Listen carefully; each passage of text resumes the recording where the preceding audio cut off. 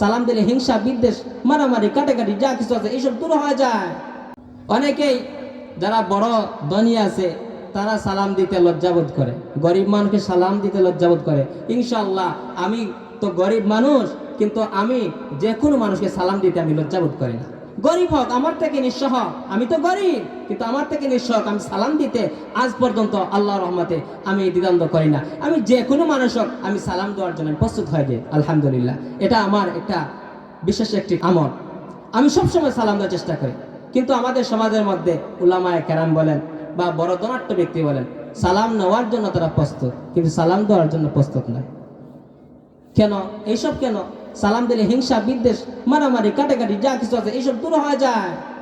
কেন আমি আগে সালাম দিব না? আমি আলিম হইলাম, আমি মাওলানা হইলাম, আমি কেন সালাম দিব না? সালাম দিলে তো আমার হিংসা বিদ্বেষ দূর হবে। আপনাদের শুনেছেন, আপনারা নিজে দেখেছেন, আমি হয়তো দেখি নাই।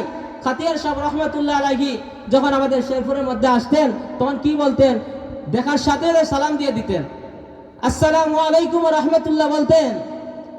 কিন্তু আজ আমাদের এইসব কেন? আমরা কেন দূরে থাকি? আমি আলিম হইলাম, আমি কি সালাম দিতে পারি সাধারণ মানুষকে? আমি বয়স্ক হইলাম, আমি আমার থেকে ছোট মানুষকে আমি সালাম দিতে পারি না? কেন আমি এইসব করব? এর মধ্যে আরো সমস্যা, সালাম দেই ঠিক আছে, কিন্তু সালাম দিলাম কিন্তু সালামের উত্তর পাই না। অনেকজনকে সালাম দিলাম, সে হাত তুলে দেওয়া আলাইকুম,